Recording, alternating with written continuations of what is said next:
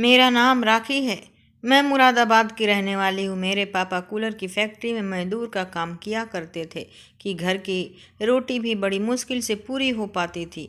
हमारा मकान भी किराए पर था। यह तो भगवान का शुक्र था कि मकान मालिक बहुत अच्छा और शरीफ आदमी था। कभी किराए की वजह से झगड़ा नहीं किया था। वो तो उल्टा कभी कभार हमारी मदद भी किया करता था। भगवान की उस पर बहुत कृपा थी और वह बहुत पैसे वाला था और उसके और भी बहुत सारे मकान थे जो उसने किराए पर लगाया हुआ था। हम सिर्फ दो बहनें थीं और हमारा भाई कोई नहीं था। मेरी बड़ी बहन का नाम चंपा था। जब मैं 16 साल की हुई तो मैंने 10th क्लास पास कर लिया था। उसके बाद से मैं घर में ही बैठी रहती। मेरी बहन चंपा की शादी बहुत पहले हो चुकी थी और हमारे घर से आधे घंटे की दूरी पर ही रहती थी। वह घर में अकेली होती थी। उसका पति पाइप फैक्ट्री में काम किया करता था। वह सुबह जाता और रात को ही घर आता था। मेरी बहन उसके साथ शादी बिल्कुल भी नहीं करना चाहती थी क्योंकि वह किसी और को पसंद करती थी। लेकिन उससे पहले कि यह बात बताती मेरे पापा और मम्मी को पता चल गया था। तब मम्मी और पापा ने मिलकर बहन को बहुत मारा। उसके बाद अपनी मर्जी के आदमी के साथ उसकी शादी करवा दी। ये भी नहीं सोचा कि वह उसको पसंद करती है या नहीं। शादी वाले दिन मेरी बहन चंपा आत्महत्या करने वाली थी। अचानक मैंने उसका हाथ रोक लिया और कहा कि आत्महत्या मत करो। आत्महत्या बुज़दिल लोग किया करते हैं। बहन रो रो कर चुप हो गई और फिर मैंने यह बात अपनी मम्मी को बता दी कि चंपा ने अपने पास जहर छुपाया हुआ है जो यह शादी की रात खाने वाली है। मम्मी ने फिर से उसको बुरा भला कहकर वह जहर भी उससे छीन लिया। मेरी बहन ऐसे हो गई थी जैसे अब उसकी जंग सारी दुनिया के साथ थी। अपने पति के सामने तो वह कुछ भी बोलती नहीं थी, उससे डरती बहुत थी। लेकिन हमारे साथ वह बात कर लिया करती थी, मगर जब हमेशा अजीब बातें ही किया करती थी, हरदम जली कटी बातें किया करती थी। मुझे तब बहुत खुशी हुई थी जब मेरी माँ और पापा मुझसे कहते थे कि तुम कुछ दिनों के लिए बहन के घर चली जाओ। मैं अपने घर का माहौल से बहुत तंग आ चुकी थी। हमारे घर में कुछ भी नहीं था। बहन के साथ मेरा टाइम बहुत अच्छा गुजर जाता था। जब उसका पहला बच्चा हुआ तो उसके बच्चे को संभालने वाला कोई नहीं था, इसीलिए मैं 1 महीने के लिए उसके घर चली गई। मैं उसके बच्चे को संभाल लेती थी। मेरी बहन चंपा की हालत बहुत ज़्यादा बुरी हो गई थी। डॉक्टर ने कहा था कि बहुत ज़्यादा कमज़ोरी है। मेरी बहन अब बिना वजह बात बात पर जिद करने लगी थी। उस जिद में उसने 3 दिन तक खाना नहीं खाया था। जब उसे लगता था कि मैं भूख से मरने वाली हूँ तो फिर खाना खा लेती थी और वह कुछ भी अजीब हरकतें करती रहती थी। वो अपने पति को खुद ही नुकसान करती थी और फिर कहती थी कि मैंने तो यह नहीं किया, और उसके लिए वह कसम भी उठा लेती थी। उसे किसी बात का डर नहीं था। वह कहती थी कि जो मेरे साथ होना था वो तो हो चुका, अब मुझे किसी बात का डर नहीं रही। जिस आदमी को मैंने खोने से डरती थी वह मुझसे छीन लिया गया, और वह जिससे मोहब्बत करती थी वह तो मेरे माँ बाप को यही कहती थी कि जब आपकी छोटी शादी कर दो। उसको क्यों बैठाया हुआ है? मुझे तो 17 साल की उम्र में ही कुर्बान कर दिया गया था, उसको क्यों 18 साल तक बिठाया रखा हुआ है? माँ कहती थी कि कोई अच्छा रिश्ता नहीं मिल रहा है, जैसे कोई अच्छा रिश्ता मिलेगा तो हम राखी की भी शादी कर देंगे। मैंने कहा, दीदी आप मेरी शादी के पीछे क्यों पड़ी हैं? मैंने आपकी हालात देखी है, मुझे शादी नहीं करनी है। तब चंपा दीदी मुझसे कहती कि तुम तो फांसो, मैं भी उनकी बेटी थी, तुम भी उनकी बेटी हो। क्या मुझे उन्होंने कीचड़ से उठाया था जो इतनी जल्दी और बिना छानबीन किए मेरी शादी कर दी, और तुम्हारी बारी पर वह अच्छे रिश्ते की तलाश में है। मेरी बहन किसी को बुरा नहीं सोचती थी, लेकिन उसकी ज़ुबान बहुत तीखी थी। मम्मी कहती थी कि उसकी ज़ुबान के आगे कोई टिक नहीं सकता था। यह तो जब भी बोलती थी मुंह फाड़ कर बोलती थी। जब उसका पहला बच्चा हुआ तो मैं वहीं पर थी। उसके बाद चंपा दीदी का दूसरा बच्चा पैदा होने वाला था, जबकि उसका पहला बेटा सिर्फ 10 महीने का था। मम्मी ने कहा कि बेटा थोड़ा गैप ही कर लेना था, इस तरह तो बड़ी मुश्किल हो जाएगी। उन्होंने कहा कि यह बात आप अपने दामाद से क्यों नहीं कहती हैं। तब मेरी मम्मी ने कहा कि उससे थोड़ी ना ऐसी बातें की जाती है, लेकिन तुम उसको अच्छे से समझाओ कि अगर बच्चों में थोड़ा गैप नहीं होता तो उस तरह बच्चे को संभालना मुश्किल हो जाएगी। मेरी बहन कहती थी कि वह मेरी कोई बात नहीं सुनता। अगर आप लोगों को इतनी फिक्र है तो आप लोग उसको समझाइए, क्योंकि वह मेरी बात नहीं मानता। मम्मी कहती थी कि सारा कसूर चंपा दीदी का है, लगता है उसको खुद बच्चे पैदा करने का शौक है। मुझे तो खैर मम्मी की बात समझ नहीं आती थी कि वह क्या कह रही हैं। वह कहती थी कि मर्द और औरत दोनों मिलकर बच्चा पैदा करते हैं और उन दोनों की मर्जी होती है, लेकिन फिर एक तरफ ये भी कहती थी कि यह सब भगवान की कृपा है, वह जिसको चाहे और औलाद दे और जिसको ना चाहे ना दे। मुझे मम्मी की बातें समझ नहीं आती थी, क्योंकि मैंने सारी ज़िंदगी घर में ही गुजार दी थी। सिर्फ स्कूल के लिए जाती थी, वहाँ से सीधा वापस घर आ जाती थी।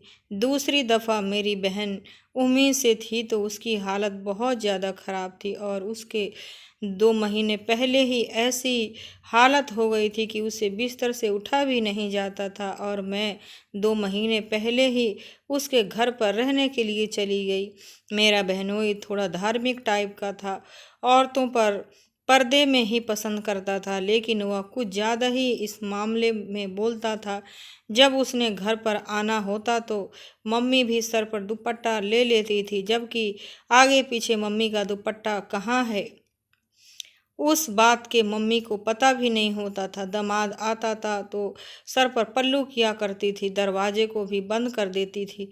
दामाद को कह रही थी कि हमारे घर में तो जो 20 घंटे दरवाज़ा बंद रहता है। मैं पहले तो पूछती हूँ कि कौन आया है, फिर जाकर कहीं दरवाज़ा खोलती हूँ, जबकि ऐसा कुछ भी नहीं था।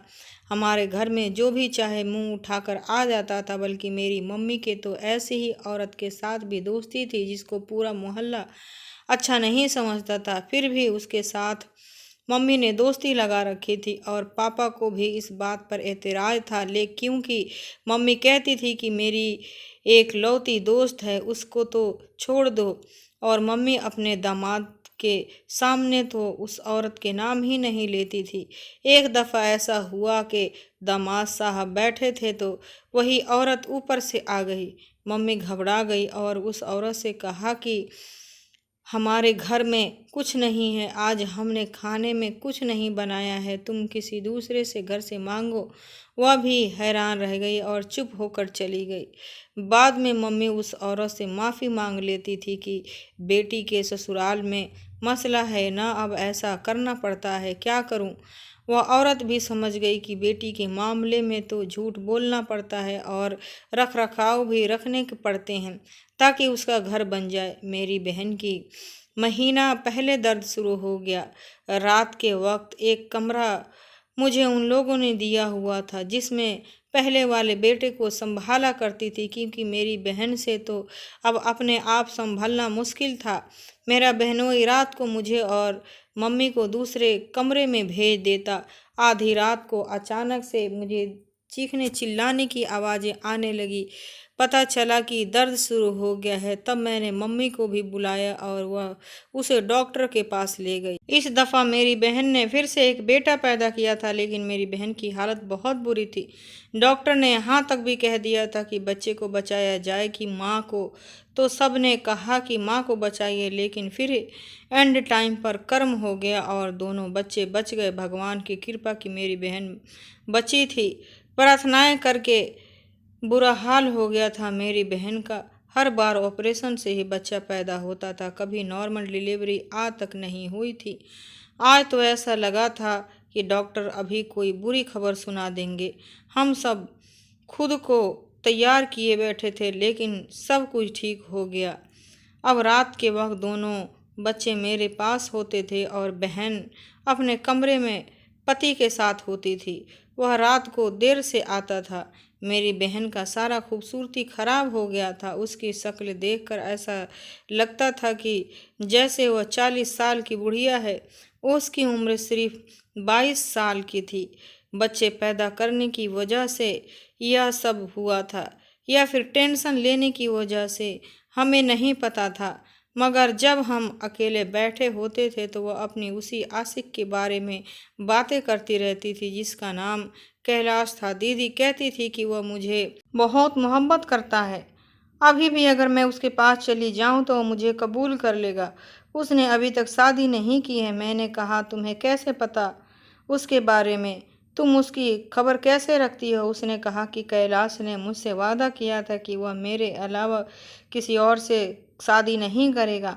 मैंने कहा कि अगर तुम्हारे पति को पता चल गया तो फिर क्या होगा? कहने लगी कि ज़्यादा से ज़्यादा क्या होगा, मुझ पर हाथ उठाएगा, मार डालेगा, कोई परवाह नहीं है, मुझे ये तो पहले भी मारता रहता है। मैंने कहा कि जीजा तुम पर हाथ क्यों उठाते हैं?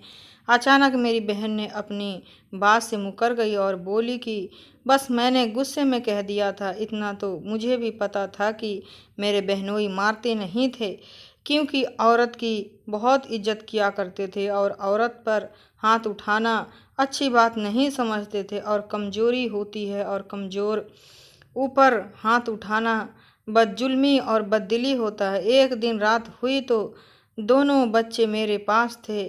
अब दोनों छोटे बच्चे के साथ कौन सा सोता है? पहला बेटा तो फिर भी सो गया, लेकिन छोटा बच्चा मुझे बहुत तंग कर रहा था जिसकी वजह से मुझे भी नींद नहीं आ रही थी। थोड़ी देर बाद बहन के कमरे से मुझे तू तू मैं की आवाज़ें आने लगी थी। मैं समझ गई कि क्या हो रहा है।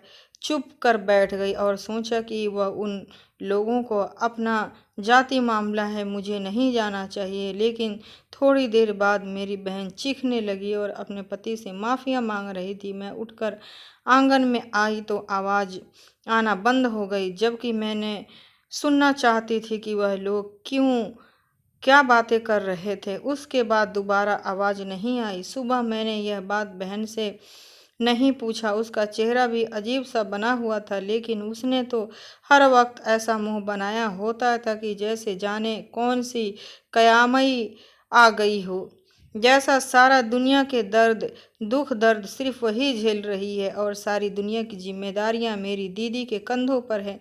मेरी बहन वाकई बहुत ज़्यादा जिद्दी थी। उसके वैसी रवैये की वजह से शायद रात का जीजा से डांट खाई थी और अभी तक मुंह बनाकर बैठी हुई थी। हमें भी अपने बहनोई का पता था। वह इतने बुरा इंसान नहीं था, लेकिन अपनी बहन का ज़रूर पता था कि वह बहुत ज़्यादा जिद्दी थी। कभी वह उनकी जेब से पैसे निकाल कर कहती कि मुझे नहीं पता कहाँ गए। कभी अपने पति के कपड़े जला देती थी और कहती थी कि मैंने नहीं जलाए, तो कभी उनके कपड़ों पर कोई चीज़ फेंक देती थी जिससे कपड़े गंदे हो जाते थे। फिर खुद ही कहती थी कि क्या हो गया है, लाइए मैं साफ़ करूं। और कपड़े धोने में इतनी देर लगाती थी कि जहां उन्होंने जाना होता है वहां से उनको देर हो जाती थी। शायद औरत का बदला लेने का यही तरीका होता है। जबकि कहा जाता है कि पढ़ी लिखी और नेक औरत अपने नस्लें संवारती है, इस बात में कोई शक नहीं है। इसी तरह औरत के अंदर अगर आप इंतकाम भी भर देते वह फिर नस्लें बर्बाद कर सकती है। और मेरी बहन भी ऐसे ही इंतकाम में थी, क्योंकि उसके अंदर इंतकाम भरा हुआ था, मम्मी पापा और अपने पति से, यहाँ तक कि मुझसे भी उसे शिकवा थी। वह मुझे कहती थी कि राखी, शादी के दिन तुमने क्यों सबको बताया था कि मैं आत्महत्या करने वाली हूँ? अगर मैं मर जाती तो मेरी जान छूट जाती। तुम कर लेती इस आदमी से शादी, माँ बाप की इज्जत बचा लेती थी। फिर इस तरह बचाती, मुझे क्यों मरने से रोका था तुमने? मुझे जहरीला करवा कर दिया। मेरी बहन कभी भी बहुत अजीब बातें करती थी, समझ नहीं आता था कि वह क्या कहती है। अगली रात फिर मेरी बहन के कमरे से अजीबोगरीब किस्म की आवाज़ आने लगी। अब तो मैं उठकर आंगन में आ गई और जब आवाज़ों के गौर से सुना तो वह कुछ इस तरह की आवाज़ें, क्योंकि वह कह रही थी कि मुझे छोड़ दो, मुझे भगवान के लिए छोड़ दो, ऐसा मत करो, ऐसा मत करो। मैं मर जाऊंगी। मैं हैरान हो गई थी। क्या हो रहा है? मेरा बहनोई मेरी बहन के साथ कोई झगड़ा नहीं कर रहा था, ना ही उसे डांट रहा था। मेरी बहन खुद ही सब कुछ बोल रही थी। मुझे नहीं पता था कि क्या हो रहा है। लेकिन अगले दिन मेरी बहन की तबीयत बहुत ज़्यादा ख़राब हो गई। उसने कहा कि चलो डॉक्टर के पास चलते हैं, बच्चों के मम्मी के पास छोड़ दो। और उसे मैं डॉक्टर के पास ले गई। डॉक्टर ने चेकअप किया और कहा कि एक तो तुम्हारे बच्चे में गैप बहुत ही कमी है, ऊपर से अभी अभी तुम्हारा बच्चा पैदा हुआ है। तुम्हें शर्म नहीं आती? मैंने पहले भी तुम्हें कहा था कि इस तरह का कोई काम नहीं करना। अपने पति को मना नहीं कर सकती थी क्या? मुझे डॉक्टर की बातें समझ नहीं आ रही थी। मेरी बहन डॉक्टर को भी यही कह रही थी कि हाँ ठीक है, मेरी गलती है। डॉक्टर ने फिर उसे न जाने क्या कहा, लेकिन जब मैं वहाँ पर नहीं थी तो उसके पीछे बहुत सी बातें हुई, क्योंकि मैं नीचे दवाई लेने आ गई थी। उसके बाद मेरी बहन ने मैंने पूछा कि डॉक्टर ने क्या कहा, लेकिन उसने मुझे कुछ नहीं बताया। मेरी बहन का पहला बेटा 1 साल का था और दूसरा बेटा 3 महीने का था, और फिर अचानक मेरी बहन को ये खबर सुनाई दी कि फिर से प्रेग्नेंट है। उसका उस दफ़ा तो हम सब ने अपना सर पकड़ लिया। हमने कहा कि पागल तो नहीं हो गई है, दिमाग तो नहीं खराब हो गया है तुम्हारा? लेकिन वह जवाब नहीं देती थी, चुप कर बैठी रहती थी। ऐसा लगता था कि उसने खुदकशी करने का यही तरीका नया निकाला है, क्योंकि बच्चा पैदा करने से औरतों की सारी सेहत और ज़िंदगी दांव पर लग जाती थी। 9 महीने में कुछ भी हो सकता है और फिर आखिरी वक्त में कुछ न कुछ हो ही जाता। बहुत सारी औरतें हैं जो बच्चा पैदा करते हुए मर जाती हैं। पिछले दफ़ा भी तो डॉक्टर ने यही कहा कि बच्चों को बचाना है या माँ को, लेकिन किस्मत अच्छी थी और हम सब की प्रार्थनाओं से दोनों बच्चे बच गए थे। मगर इस दफ़ा तो मुझे लग रहा था कि उसका पति भी उसको मारना चाहता है और वह खुद भी मरना चाहती थी। जब भी बच्चे की खबर सुनाई देती थी तो मेरी बहनोई का रवैया बहुत अच्छा हो जाता था। वह तो बहुत खुश हो जाता था, भगवान की कृपा है, बाकी सब अच्छा गुजरेगा। मर्दों को क्या पता होता है कि उनको तो बच्चा पकड़ा दिया जाता तो बेटा या बेटी पैदा हुई है, या ये नहीं सोचते कि कितनी मुश्किल से यह दिन आता है। मम्मी ने बड़ा समझाया और मगर दीदी को किसी की परवाह नहीं थी। मम्मी ने कहा कि चंपा बेटी अपने बच्चों की परवाह कर ले। अगर माँ मर जाई तो बच्चे बेसहारा हो जाते हैं। चाहे कोई कितने भी अच्छी नानी दादी हो, बुआ हो, अपी हो, लेकिन एक माँ की तरह बच्चे को कोई नहीं संभालता जिस तरह एक माँ अपने बच्चों को संभालती है। क्यों अपनी ज़िंदगी की दुश्मन बन गई हो? तुम्हारा हर बार ऑपरेशन से बच्चा पैदा होता है और तुम 22 साल की उम्र में 3 बच्चों की माँ हो चुकी हो, और अगर अब तुम्हें कुछ हो गया तो हम क्या करेंगे? अब दीदी ने डॉक्टर के पास ले गए, जिसके पास पहले भी ले जाते थे, तो उसने कैसे लेने से मना कर दिया। उसने कहा कि इस दफ़ा उसका केस नहीं लूँगी, क्योंकि यह मरने वाली है। उसकी हालात देखे, उसका खून सिर्फ 6 यूनिट है और यही चली बच्चा पैदा करने। जिसे भी उसके साथ यह सब कुछ किया है वो भी उसको जान से मारना चाहता है। मेरी बहन चुप बैठी थी। उसे उसे कुछ भी समझ की नहीं आ रहा था, परवाह नहीं थी। यहाँ तक कि डॉक्टर ने भी उसको बेइज्जती कर दी, लेकिन उसने कोई जवाब नहीं दिया। हमने डॉक्टर से कहा कि अगर उस प्रेगनेंसी को ख़त्म कर दिया जाए, तो डॉक्टर ने कहा कि उसके लिए भी बहुत देर हो गई है, इस तरह ये तो पक्का मर जाएगी। डॉक्टर ने केस नहीं लिया, लेकिन उसने कहा कि आप जो होना था वह हो गया। आप लोग सिर्फ प्रार्थना करें उसकी ज़िंदगी के लिए, उसकी ज़िंदगी बच जाएगी, वरना तो फिर उसको कोई भी नहीं बचा सकता है। किसी और डॉक्टर के पास ले गए। उस डॉक्टर ने कहा कि मुझे अपना रिकॉर्ड ख़राब नहीं करना है। अगर मेरे हाथों में उसकी जान निकल गई तो मेरे लिए मुश्किल बन जाएगी, क्योंकि मुझे अपना करियर शुरू किए हुए कम ही दिन हुए हैं। मैं ऐसा नहीं करती, ऐसा केस लेना नहीं चाहती जिससे मरीज खुद अपनी ज़िंदगी दुश्मन बना करता है। डॉक्टर की बात बिल्कुल ठीक थी, मरते तो सब अपने टाइम पर ही हैं, जिसका टाइम पूरा हो जाता है वही मरता है। लेकिन डॉक्टर के ऊपर यह धब्बा लग जाता है कि उसके हाथों में इतनी औरतें मरी हैं, फिर उसके बाद उसके मरीज कम होना शुरू हो जाते हैं। इसीलिए हम किसी और डॉक्टर के पास चले गए और उसको यह नहीं बताया कि उससे पहले 2 बच्चे हैं। तब जाकर उसने उस केस को लिया। लेकिन उसका कहना था कि माँ की हालत बहुत बुरी है। रोज रोज रात को मेरी बहन के कमरे से अजीबोगरीब किस्म की आवाज़ें आती थी। मेरी बहन अपने पति से माफ़ी मांगती थी। मुझे लगता था कि जो कुछ भी हो रहा है उसका ताल्लुक उससे सबसे है और मुझे अपनी बहन को बचाना था। जैसे मैंने पहले बताया था कि मुझे यह बात सबको बता देनी चाहिए थी, लेकिन अगर मैं ऐसे यह बात बताती तो कोई यकीन नहीं करता। उस वक्त मेरे पास कोई सबूत नहीं था। मुझे कोई सबूत चाहिए था, क्योंकि या तो मेरी बहन अपने साथ कुछ गलत कर रही थी या फिर उसके साथ कुछ गलत हो रहा था, क्योंकि उसकी जान पर बन आई थी। और असलियत जानने के लिए मुझे किसी तरह उसके कमरे में झांक कर देखना था कि रात को क्या होता है, और सबूत के लिए मैं उनकी आवाज़ रिकॉर्ड कर लेती। और आवाज़ को रिकॉर्ड करना मेरे लिए यह मुश्किल नहीं था, लेकिन खाली आवाज़ों के सबूत से काम नहीं होने वाला था। रात को जब मेरी बहन को वह पिटाई कर रहा था या जो भी कुछ कर रहा था, मैंने रिकॉर्ड कर लिया। आवाज़ तो मेरे पास रिकॉर्ड हो गई थी। जब दूसरा काम था कमरे के अंदर झांकना, और मैंने उनके कमरे की खिड़की पहले से ही खोल दी थी। खिड़की को सिर्फ अंदर ही खुली जा सकती थी और सफाई करने के बहाने मैंने खिड़की खोल दिया था। जब मैं बाहर से उस खिड़की पर आराम से खोल सकती थी और जिससे आवाज़ भी न आती। बच्चे भी दोनों सो रहे थे, लेकिन मुझे बहुत ज़्यादा डर लग रहा था। और फिर जब मैंने अंदर झांक कर देखा तो मेरे कदमों तले से ज़मीन निकल गई। मेरी इतनी बहादुर बहन जो सारे ज़माने के खिलाफ खड़ी थी और किसी से डरती नहीं थी, उस आदमी से क्यों डरती थी? आज मुझे समझ आ गया था कि वह इंसान नहीं जानवर था। वह तो मेरी बहन पर बहुत ज़्यादा जुल्म कर रहा था।